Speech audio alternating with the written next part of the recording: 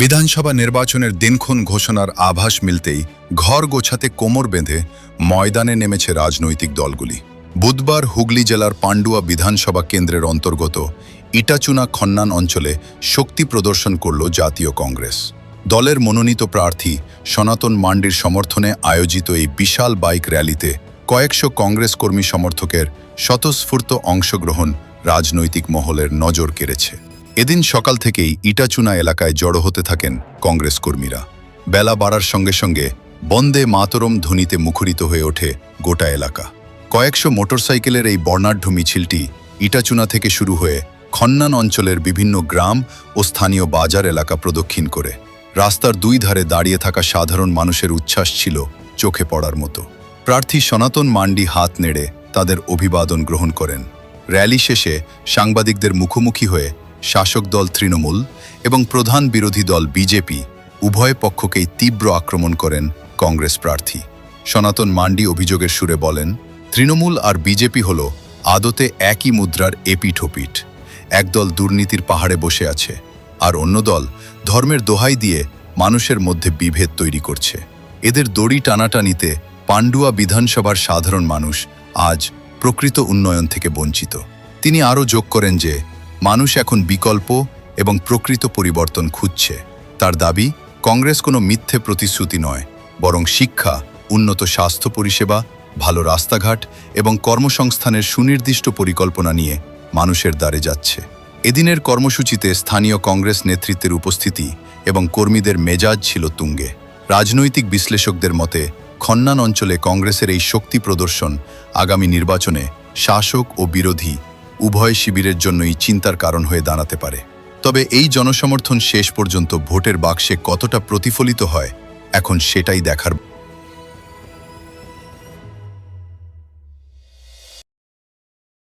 রোদকে উপেক্ষা করে শয়ে শয়ে কর্মীদের নিয়ে গ্রামে গ্রামে র্যালি করছেন, কি বলবেন এটা নিয়ে? দেখুন, র্যালি তো অবশ্য করতেই হবে মানুষের আশীর্বাদ নেওয়ার জন্য।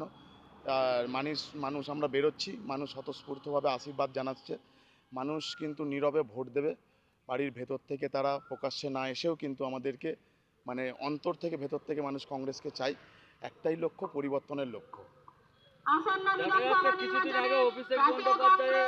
কিছুদিন আগে অভিষেক বন্দ্যোপাধ্যায়ের সভা হলো পান্ডুয়াতে, সেখানে কংগ্রেসের কোনো নাম নিল না, আপনাদের কি বলবেন?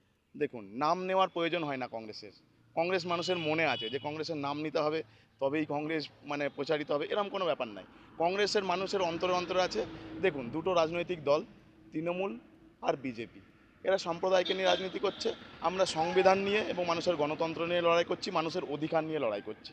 মানুষের অধিকার চাই, কর্মসংস্থান চাই, চাকরি চাই, মানুষের শিক্ষা চাই, স্বাস্থ্য চাই। এটাই আমাদের লড়াই।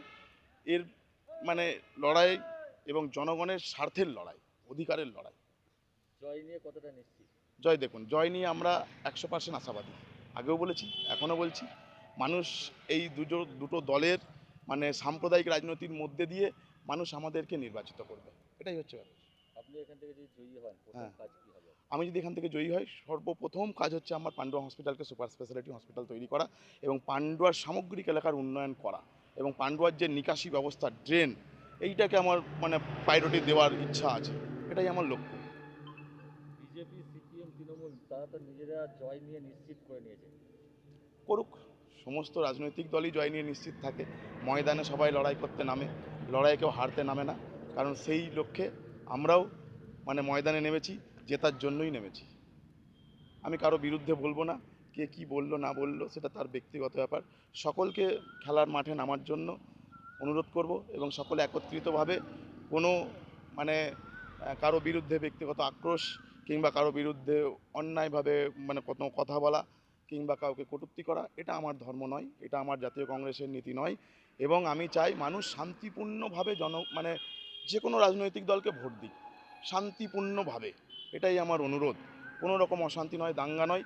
এইটা আমাদের জাতীয় কংগ্রেস থেকে জনগণের বার্তা, যে কোনো রকম অশান্তি নয়, শান্তিপূর্ণভাবে গণতান্ত্রিক অধিকারকে, সংবিধানকে প্রতিষ্ঠিত করার জন্য মানুষ সকাল সকাল ভোট দেবেন। নিজের ভোট নিজে দেবেন, নিজের অধিকারকে রক্ষা করার জন্য ভোট দেবেন। দেখা যাচ্ছে বিভিন্ন পান্ডুয়া ব্লকে বিভিন্ন গ্রামে আপনি ঘুরলেন, প্রায় ঘুরলেন, মানুষের সাড়া কেমন? দেখুন, মানুষের স্বতঃস্ফূর্ত সাড়া এবং মানুষের সাথে আমরা যেভাবে কথা বলেছি, তারা একটু ভয় ভীতর মধ্যে আছে। বিভিন্ন রাজনৈতিক অত্যাচারের কারণে তারা ভয়ের মধ্যে রয়ে আছে। তারা বলতে চাইছে আমরা বেরোতে পারছি না, তো কি আছে, কংগ্রেস আমরা আছি, আমরা কংগ্রেসকে নির্বাচিত করব। প্রত্যেকটা এলাকায় আমার আদিবাসী ভাই বোনেরা, আমার সংখ্যালঘু ভাই বোনেরা, আমার হিন্দু ভাই বোনেরা, সকলের মুখে একটাই কথা যে কংগ্রেসকে ভোট দিতে হবে, এবারে কংগ্রেসকে নির্বাচিত হবে। কারণ কংগ্রেস ছাড়া ভারতবর্ষ চলতে পারে না, কংগ্রেস ছাড়া মানুষের অধিকারের কথা বলতে পারে না, কংগ্রেস ছাড়া সংবিধান রক্ষা হয় না, কংগ্রেস ছাড়া গণতন্ত্র রক্ষা হয় না, এটা বুঝে গেছে।